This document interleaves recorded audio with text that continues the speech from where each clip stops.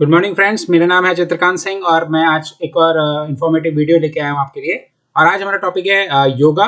और हम ये देखेंगे कि yoga as a philosophy of life कैसे होता है और क्यों इसे कहा जाता है, one of the six organs क्यों कहा जाता है फिलॉसफी का योगा को। चलिए शुरुआत करते हैं। Origin of yoga. योगा के बारे में हम सब लोग जानते हैं कि योगा अपने आप में सभी को हम सब लोग अवेयर रहते हैं कि योगा क्या है। तो ओरिजिन की बात करें तो योगा कहाँ से शुरुआत हुआ, तो योगा का जो ओरिजिन है वो योग सूत्र ऑफ पतंजलि, मतलब ओरिजिन वहीं से ट्रेस होता है कि पतंजलि ने योग सूत्र दिया था। वहीं से योगा की शुरुआत हुई। और ये कब लिखा गया था? ये लिखा गया था सेकेंड सेंचुरी बीसी में। और yoga philosophy as a philosophy अगर हम देखेंगे तो योगा क्या कहता है कि it speaks about the theory and practice for the realization of the ultimate truth concerning human being and the world. ठीक है, तो योगा फिलॉसफी बात करती है अपने आप में थ्योरी और प्रैक्टिस के बारे में कि कैसे हम रियलाइज कर सकते हैं अल्टीमेट ट्रूथ को, है ना, जो कि हमारे ह्यूमन बीइंग को और जो दुनिया है उसके ऊपर एक अपना इफेक्ट डालता है। तो ये हमने देखा कि योगा का ओरिजिन कैसे हुआ। आगे चलते हैं। पतंजलि योगा सूत्रास। तो पतंजलि जो थे उन्होंने जो योग सूत्र दिए थे तो उसमें क्या क्या पॉइंट्स थे वो देख लेते हैं। तो it is the first and the foremost systematic presentations of yoga. मतलब सबसे पहले एक तरह से किसी ने योगा के बारे में बात किया था तो वो पतंजलि थे। और एक सिस्टमैटिकली तरीके से उन्होंने समझाया था कि मतलब योग करने के क्या सूत्र हैं, मतलब किस तरह से हमें योग करना चाहिए, वो सारी चीज़ें। और both in theoretical and practical aspects, मतलब कि थ्योरेटिकली क्या क्या आता है इसके अंदर वो, और फिर प्रैक्टिकली कैसे इम्प्लीमेंट करते हैं, दोनों चीज़ों को इन्होंने पतंजलि ने समझाया था। And yoga is a spiritual effort to attain perfection through the control of sense organs, gross body, mind, intellect and ego. अब योग करने से मतलब होता क्या है? योग एक देखिए स्पिरिचुअल एफर्ट है, मतलब एक तरीका है स्पिरिचुअली अपने आप को परफेक्शन मतलब अटेन करने के लिए, मतलब हम एक तरह से परफेक्ट स्टेट में चले जाएं उसको अटेन करने के लिए। और कैसे मतलब परफेक्शन कब आ सकता है? जब हम अपने ऑर्गन्स मतलब जो हमारे जिन चीज़ों से हम सेंस करते हैं उनके ऊपर अगर हम अपना कंट्रोल पा लें, या फिर हम अपने शरीर के ऊपर कंट्रोल पा लें, या हम अपने दिमाग के ऊपर, इंटेलेक्ट के ऊपर, ईगो के ऊपर कंट्रोल पा लें।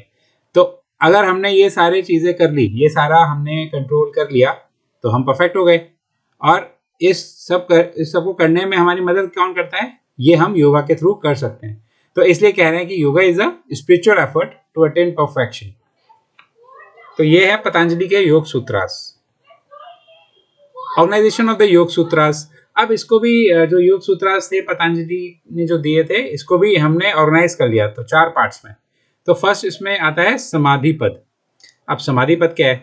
समाधि पद का मतलब ये हुआ कि भाई इसमें इंट्रोडक्शन टू द नेचर, मतलब नेचर के बारे में बताया गया है, और methods of yoga in its various forms, और किस किस तरह से आप योग कर सकते हैं अलग अलग तरीकों से, वो इसके अंदर बताया गया है। सेकेंड आता है इसके अंदर साधना पद। साधना पद में क्या क्या चीज़ें हैं? It explains the causes of suffering and how to eradicate them, कि जो हमारी ह्यूमन लाइफ में जो सफरिंग्स होती हैं अलग अलग तरह की, तो क्यों होती हैं, मतलब कि क्या रीज़न है कि भाई ये सफरिंग हमें मतलब झेलनी पड़ती है या फिर हमारे को दुख होता है, और कैसे उसको एरेडिकेट किया जाता है, ये बताया गया है आपका साधना पद के अंदर। थर्ड है विभूति पद। विभूति पद के अंदर समझाया गया है कि भाई it explains the concept how to achieve the supra normal powers, कि कैसे आप ह्यूमन मतलब नॉर्मल एक ह्यूमन बीइंग कैसे मतलब किस तरह से योग के थ्रू मतलब एक लेवल से ऊपर की पावर्स को अटेन कर सकते हैं, जो सुप्रा नॉर्मल है, मतलब नॉर्मल से ऊपर। फिर फोर्थ आ जाता है लास्ट इसमें कैवल्य पद। कैवल्य पद में क्या है? It describes the nature of liberation and spiritual union with the supreme soul. अब ये थोड़ा सा मतलब एक तरह से बहुत हायर स्टेट का योग सूत्र है। और इसमें बात की जाती है कि भाई लिबरेशन मतलब कि हम लिबरेट कैसे होंगे इस ह्यूमन बॉडी से, और हमारा जब लिबरेट मतलब जब हम छोड़ देंगे अपना शरीर तो हमारा जो यूनियन होगा, मतलब हम जब मिलेंगे स्पिरिचुअली अपने सोल से, तो कैसे होगा? तो ये उस हायर स्टेट ऑफ माइंड को या उस हायर स्टेज को रिफ्लेक्ट करता है कैवल्य पद।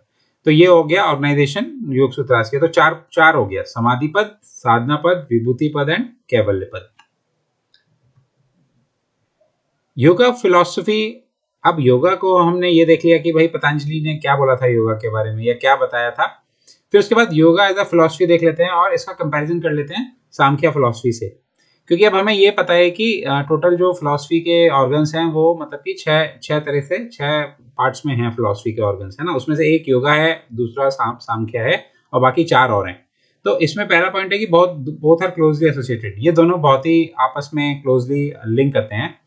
तो योगा जो है it represents a practical path for the realization of the self. अब अगर आपको प्रैक्टिकली मतलब कैसे योग के थ्रू आप अपने आप को रियलाइज मतलब अपने सेल्फ को रियलाइज कर सकते हैं या अपने चित्त को रियलाइज कर सकते हैं, तो वो योग बताता है। सांख्य फिलॉसफी क्या एम्फसाइज करती है? It emphasises the attainment of knowledge of self by means of concentration and meditation.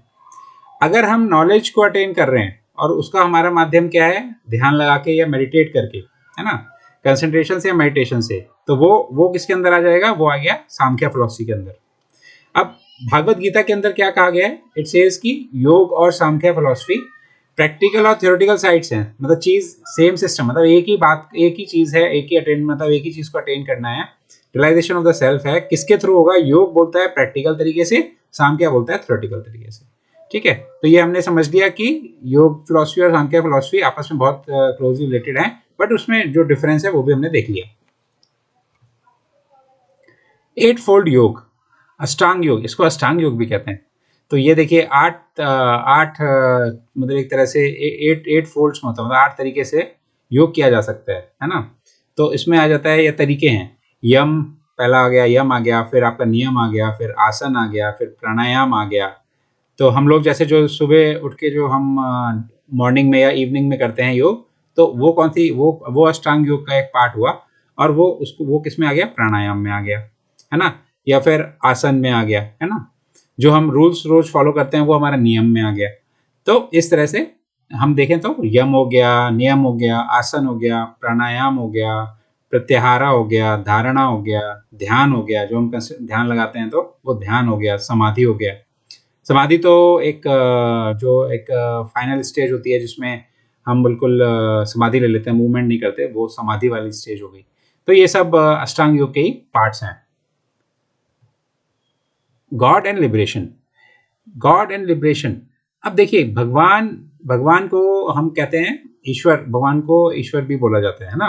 तो गॉड इज कॉल्ड एज ईश्वर। ठीक है, भगवान सब जगह प्रेजेंट है, और सब जगह मतलब उनका जो वो सारी फॉर्म्स में, मतलब सब ह्यूमन बींग्स में अवेलेबल है, और ही इज प्रेजेंट एवरीवेयर, है ना, omni present and omni potent. So what he does, it is not for his own sec but for only for the sake of the universe.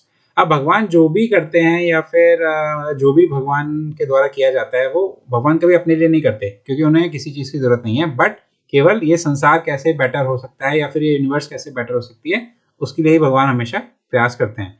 तो yoga school of liberation जो है उसको क्या नाम दिया गया? उसको बोला गया केवली, है ना। तो the yoga school of liberation is named as Kevali. अब God is dissociated from the law of karma, therefore he does not need any kind of liberation. अब देखिए लिबरेशन किसे चाहिए होगा? जो आदमी, मतलब कि जो ह्यूमन, मतलब जो भी लाइफ है, वो अगर अपने कर्म के ऊपर डिपेंड कर रही है ना, मतलब जो उसने काम किया उसके ऊपर डिपेंड कर रही है, तो उसको यहाँ से लिबरेट होना पड़ेगा, है ना, कर्म कर्म कर्म के थ्रू अपना लिबरेशन करना पड़ेगा। तो उसको उसको उसको जरूरत है लिबरेशन की। लेकिन भगवान तो एसोसिएटेड ही नहीं है कर्मा किसी भी तरह के कर्म से, है ना। वो तो ओमनी प्रेजेंट है, ओमनी पोटेंट है, ट्रांसडेंटल है, मतलब, है ना, वो तो सब जगह मतलब वो है, प्रेजेंट है। तो ह्यूमन बीइंग को जरूरत होती है कि भाई वो, उसको लिबरेशन की जरूरत है। तो इसलिए क्योंकि वो, हम लोग कर्म के ऊपर अपना मतलब पूरा वो रहता है, हम कर्म के ऊपर हमें फल मिलता है, तो इसलिए हमें ह्यूमन बीइंग को लिबरेशन की जरूरत है। तो ये एक पॉइंट था जो कि बताता है कि भगवान और लिबरेशन का क्या आपस में कैसे कनेक्ट करते हैं। Good luck my dear friends, please do like and subscribe my video, and thanks for watching this video. और मैं जल्दी से फिर से मिलूंगा आपके साथ ऐसे एक इंटरेस्टिंग और इन्फॉर्मेटिव वीडियो में। Thank you so much.